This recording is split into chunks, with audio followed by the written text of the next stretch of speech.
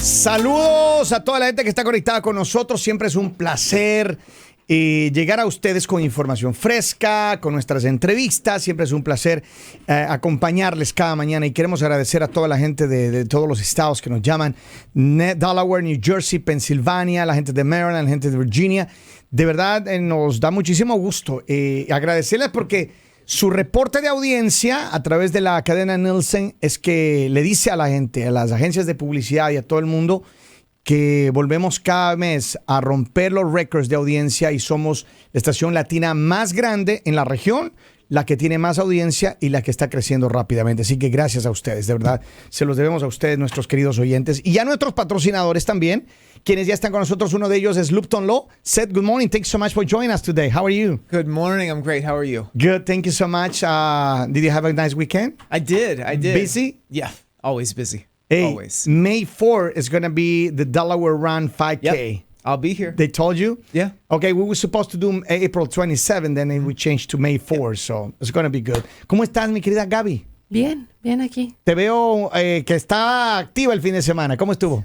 Este fin de semana en sí no estuve tan activa. Hoy bueno. me tocó relajar. Qué bueno, qué bueno. Vamos a hablar con los abogados de la firma de Lupton Law. Seth y Gaby están acá para hablarnos del tema de inmigración. Si tienen preguntas, les voy a pedir por favor que nos manden sus preguntas a través y únicamente a través del WhatsApp al 302-858-5119. Pueden hacerlo vía mensaje de texto o mensaje de audio y nosotros vamos a colocar acá preguntas sobre inmigración.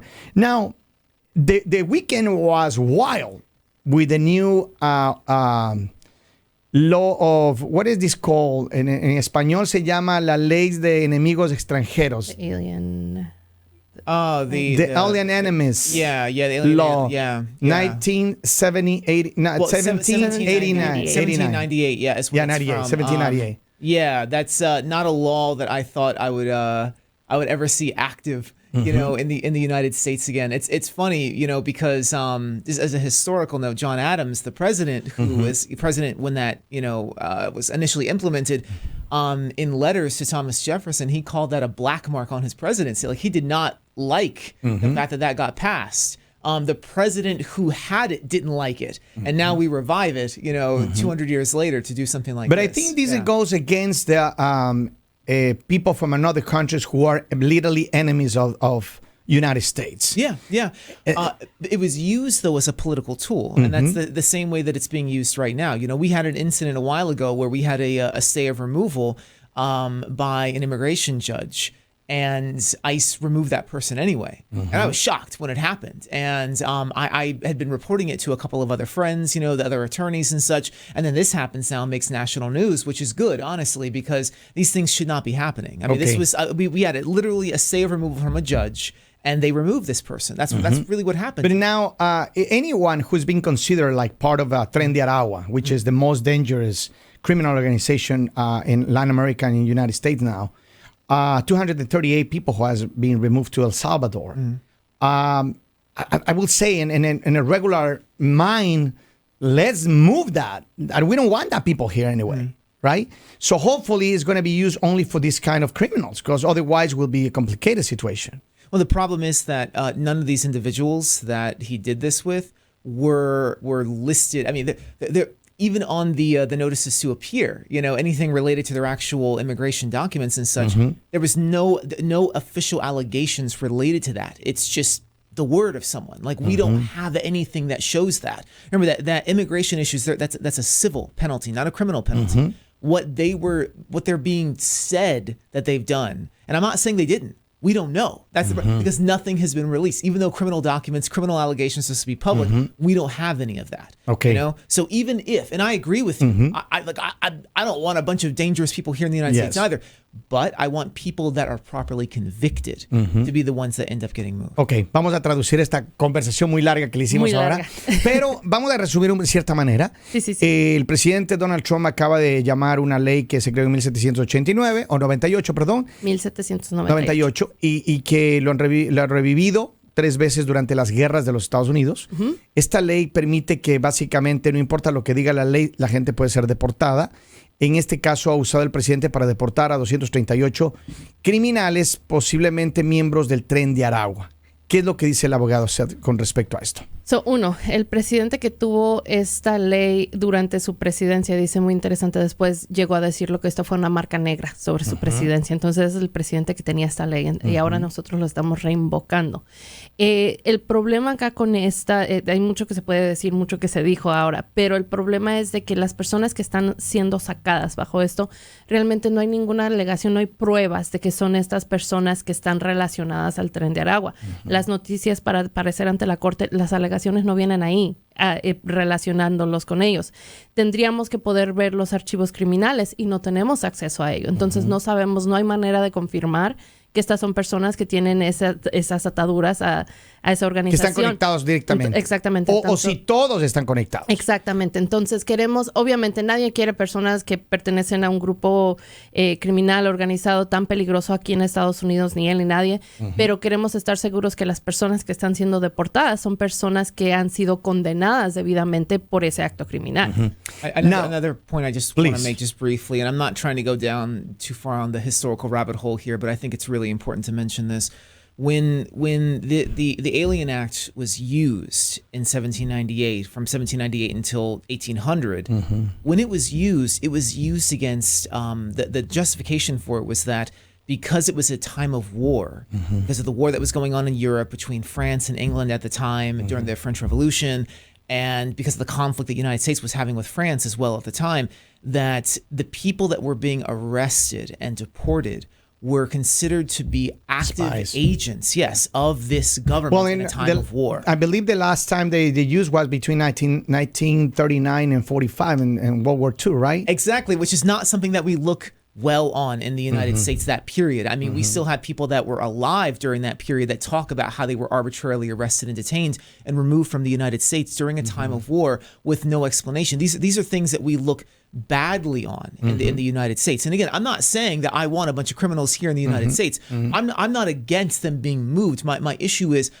you cannot. We are not at war with Venezuela. Show me the documents and that illegally are being accused. Yes, I mean there's a process for this. Like we deal with this deportation process every single day as immigration attorneys. There is a process to remove people from the United States. To use something like this when we are not at war with Venezuela arbitrarily, I think is a shocking move. Okay.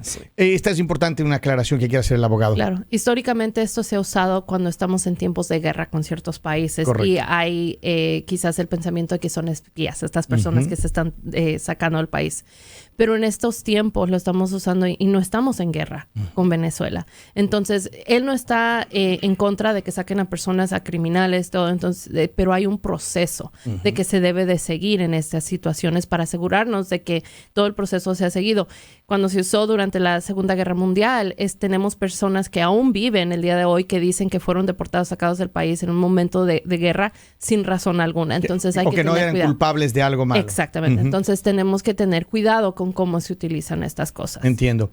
Now, President Trump also has arrested Mahmoud Khalil.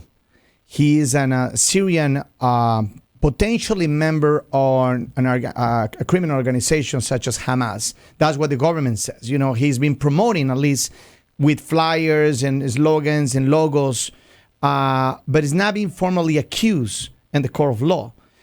He's probably going to face deportation based on this law.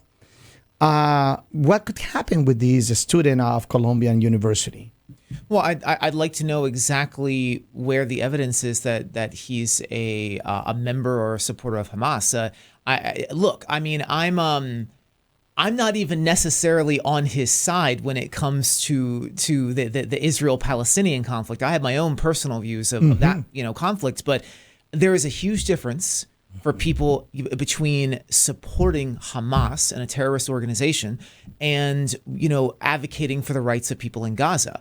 I guess my issue here is that they have not actually formally done anything here against him, right? This man has a green card, right? When they came for him, they were stating that he was on a student visa. 1 second. Yeah. He has a, what is this, temporary green card, 2 years green card. He's not being permanent resident. It's a conditional As a permanent condition, resident. yes. So anyone who's been accused of anything could be potentially being removed. That's what it sounds like right now. Right? Yeah, it sounds like anyone who has, I would actually say, conditional or permanent resident. Okay. Yeah, either one, because there's no real difference between these types of issues. What they're saying is that he's a supporter of a terrorist organization, therefore he should be removed from the United States.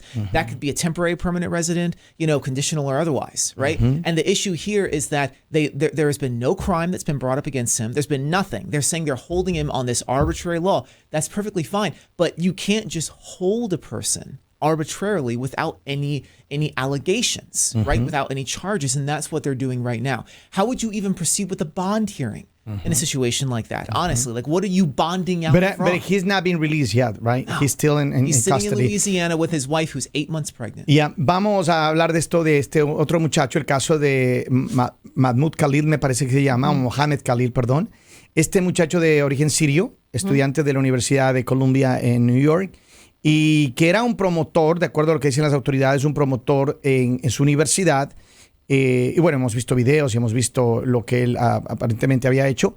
Un promotor y en las protestas que estaban defendiendo la idea de los palestinos. Sin embargo, ha sido arrestado y acusado de defender al grupo terrorista Hamas. ¿Qué es lo que dice el abogado? Que es lo que dice, que quiere ver las pruebas de que él estaba promoviendo al grupo Hamas, porque una cosa es promover al grupo Hamas y otra cosa es promover los derechos de las personas en Gaza. Dicen, no necesariamente tienes que estar del mismo lado de esta persona para ver esa diferencia. Seguro. Esta es una persona que él tenía residencia condicional, pero estamos hablando de que puede ser residencia condicional o residencia permanente. Los pueden detener de manera arbitraria porque no tienen cargo alguno. Entonces es como, vamos a la corte y vamos a pedir una fianza, pero vamos a sacarlo bajo fianza ¿de qué cargos? Porque no tiene cargos. Entonces lo tienen ahí de manera arbitraria, sin cargos, nada, y no lo dejan salir.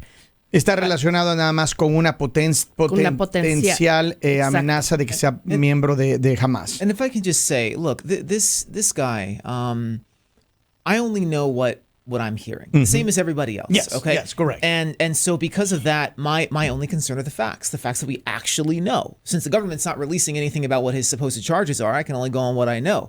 What I know is that this was a man who grew up in Palestine, who then became a refugee. Okay, he became a refugee and asylee in Syria. Okay. He then went from Syria to Lebanon. Okay, and then went from Lebanon to the United States. If he has Hamas connections, why didn't they screen him when he came in? Why wasn't he he just developed them here in the United States? But Marco Rubio is saying they didn't know about this guy. It's so interesting how they suddenly know about this. Yeah. After the reason why. Look, if there are Hamas connections, right, like real, legit Hamas connections, my opinion changes here. Yeah. Because a real opinion changes with the facts. But they haven't proven yet. And that's the thing. They haven't proven it. All I'm seeing is a prominent leader on a campus who is very visible on these issues getting snatched up because he could be snatched Is that a up. mistake? I mean, if you're not an American citizen and then you are promoting certainly people's rights from another country and then you are not necessarily 100% safe in the country to stay here, this guy can be removed anytime right now. Sure. So if people think that it's a mistake, there's a really good pathway to deal with that, and it's called amending the Constitution. Okay? Because right now, under the Constitution, an individual, whether they're a citizen or not, they have specific rights in the United States. It's not me saying Established that. in the Constitution. Yeah, like I'm not sitting here saying that like as my personal opinion. First I'm Amendment, saying this is literally Second Amendment. this is literally a constitutional right that has been decided by the courts and the legislature. If people don't like it, they have a perfectly reasonable way to deal with that. They can vote on it. They can get rid of those rights. No problem. It's same thing as birthright citizenship. People want to talk about that. You want to get rid of that. Amend the Constitution just like they originally did. But you cannot go around the Constitution. You can't say that you don't like the Constitution. If you don't like it, change it, but don't ignore it, which is what they're doing right now. Vamos a traducir esta parte que también es muy importante. Le decía que, aparte de que él es residente permanente, Aparentemente él estaba defendiendo los derechos de las personas. Les decía, es un error para una persona que no tiene 100% la ciudadanía de los Estados Unidos. Meterse y volverse visible en una marcha, en una protesta, en una cosa como la que él hizo. Y primero quiero regresar al punto inicial que él había hecho de que esta es una persona que realmente dice hay que ver primero los hechos, hay que ver con hechos las pruebas. Y pruebas de que él está atado, porque entonces pueden cambiar quizás las opiniones. Pero ahorita solamente sabemos lo que todo el mundo sabe, ¿verdad? Y que saquen las pruebas y que demuestren entonces que él tiene ataduras. ¿Por qué? Porque esta es una persona que creció en Palestina, que después se hizo refugiado y asilado en Siria. De ahí de Siria se fue a Líbano y de Líbano a Estados Unidos. Y si tenía conexiones con Hamas, ¿por qué no se dieron cuenta antes? Y dicen ahora, están diciendo, apenas nos dimos cuenta. Qué conveniente, ¿no? Que apenas se están dando cuenta cuando pasó por todos esos procesos donde tienen que chequearle todo el historial a esta persona. ¿Por qué no lo vieron entonces? El solo hecho de tener contacto, and this is going to tell you based on my personal experience, the only fact that you can potentially have contact with someone, or they think that you have a contact with someone that could be a terrorist, they can jeopardize your stability in the United States. And I'm telling you because one time I flew to Istanbul, and the day before, they decided to establish visa to the country that I was going to, Russia. So I never needed a visa before, and they said, well, you need a visa now. Like, I am already in Istanbul. I don't have a visa. So I had to fly back, literally with the same clothes. I had to fly back to New York, and I got an interview with an agent, an immigration agent. He questioned me for over an hour why I came back. I just went there and came back. Because in certain areas and certain situations, there can be a red flag, right? So these red flags can be a trouble for people. You know, fortunately, I'm an American citizen. But what if I was only permanent resident? They can go deep and then on and on and on, put a red flag, and you know what? You cannot be legalized, or you cannot continue with your resident, or you cannot become American citizen. Yeah. That situation could jeopardize my establishment in this country, isn't it? Yeah, absolutely, and I think that's a really good point, honestly, that you just made. I actually would. I hate to say this, I would defend CBP here, or insofar as I think sometimes they, this is part of the process. The person gets flagged, they have to do their job, and they have to question. I don't mind that. Like that's their job. That's totally absolutely. I completely understand why they have to do that.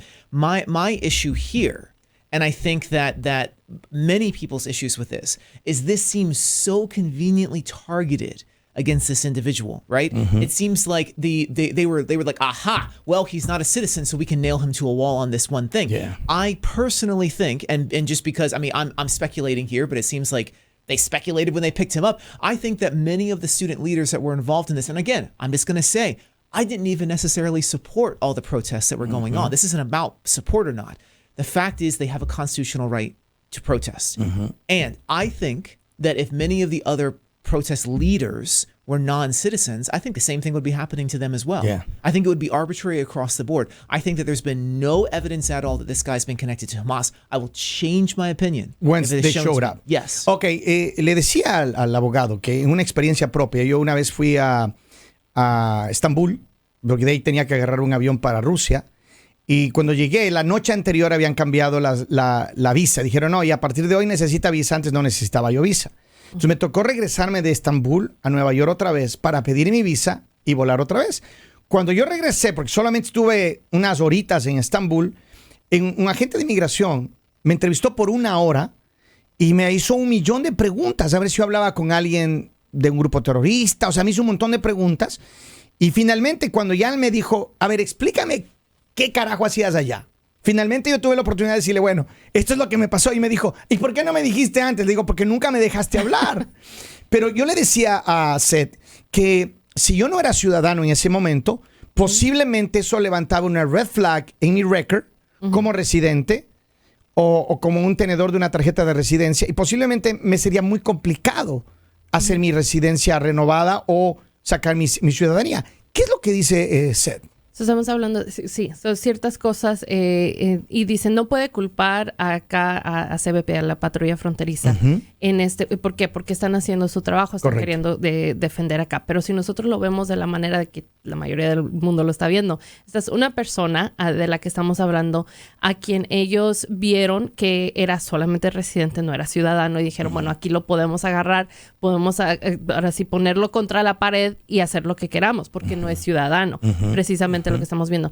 Vemos que en estos movimientos, y dice él, no necesariamente tienes que estar de acuerdo con los movimientos y las protestas y todo que están haciendo, pero ver el hecho de que si la mayoría de estos líderes de estas protestas no fuesen ciudadanos, quizás estarían en la misma situación.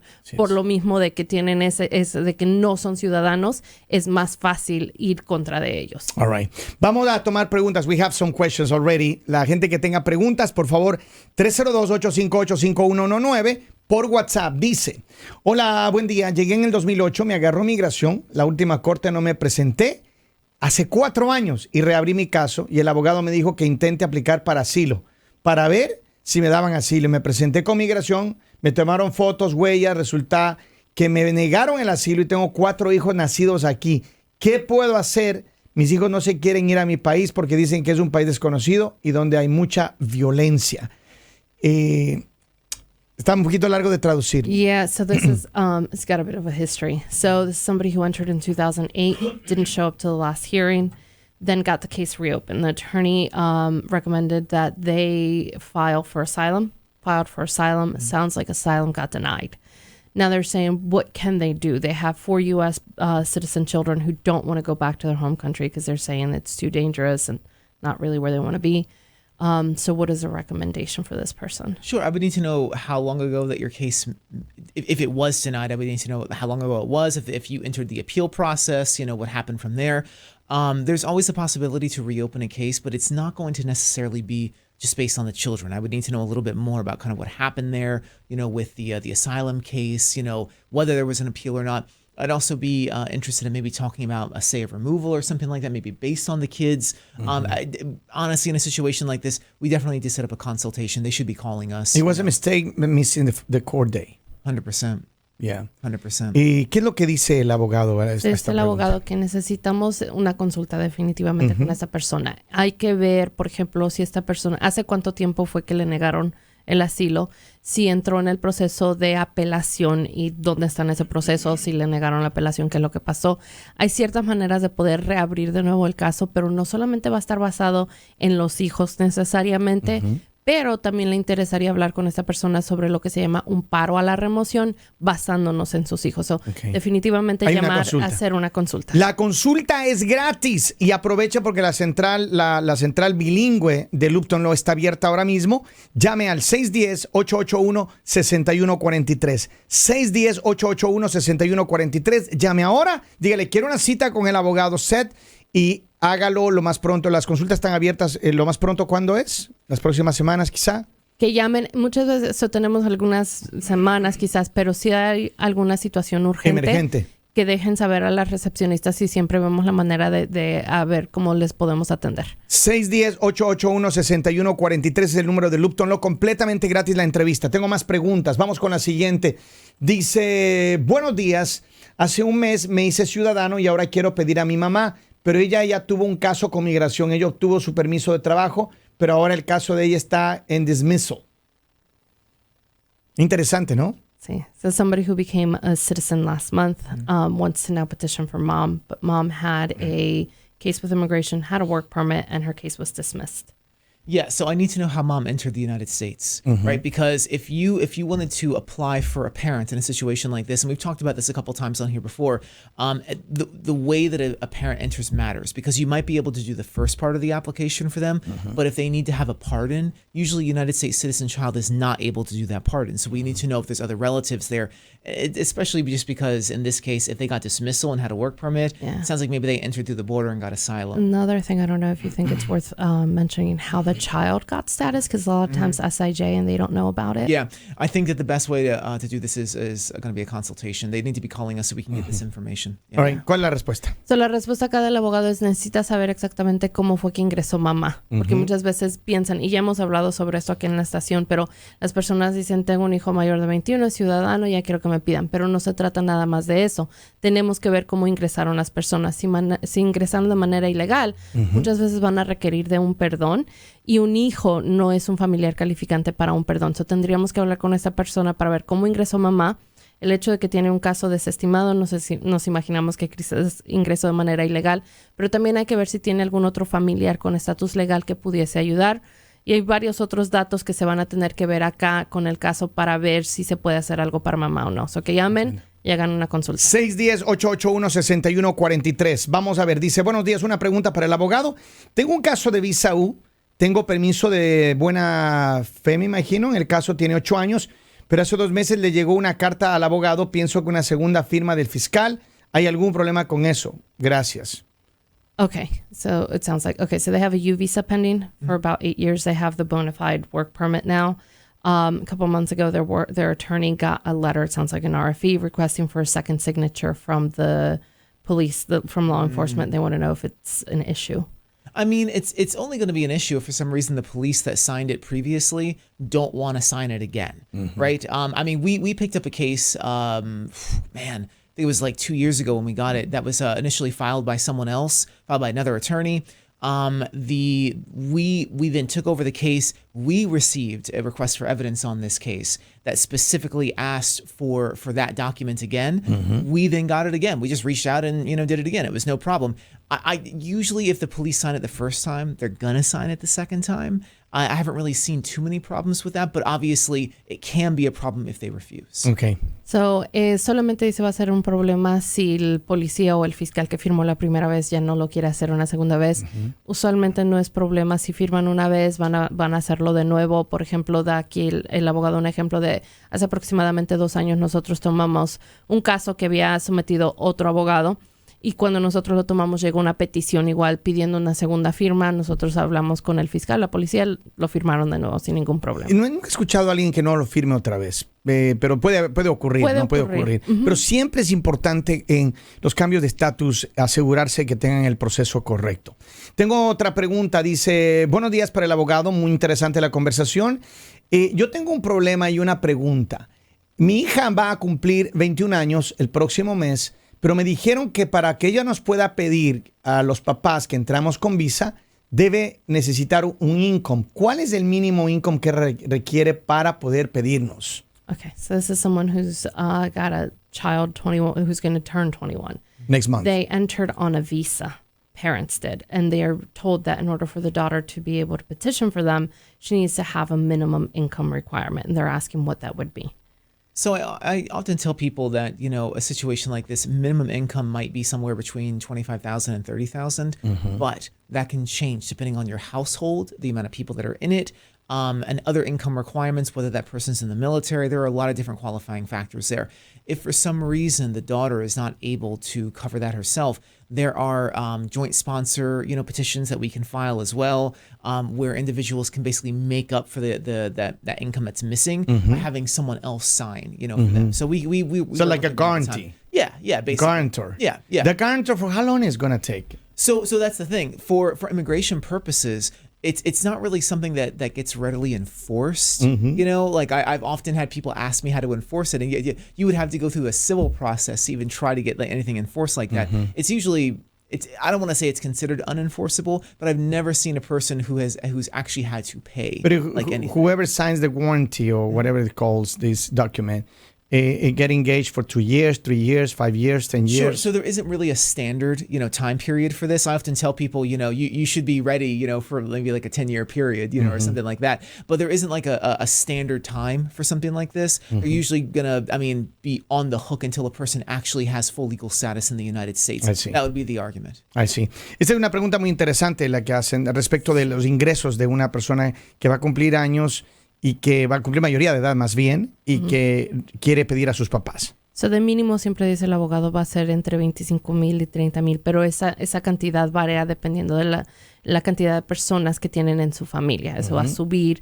También, si esta persona, la que va a ser la peticionaria, está en el militar, varía un poco también eso. Entonces, hay diferentes factores que se toman en consideración.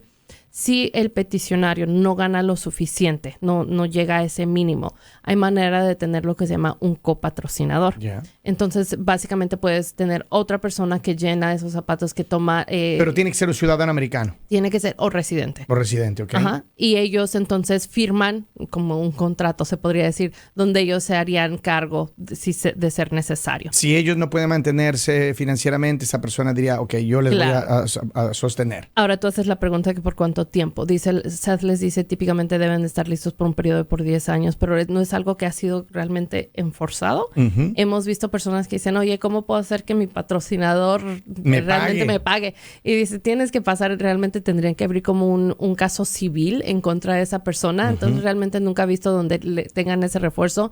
Y la persona que firma, usualmente el contrato también termina cuando esa persona ya terminó de hacerse legal completamente. Completo, ok.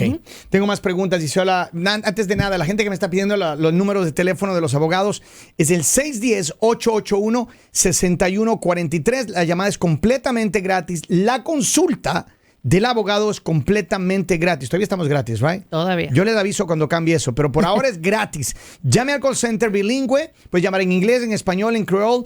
Llame al 610-881-6143. 610-881-6143, completamente gratis. Dice, hola, buenas tardes.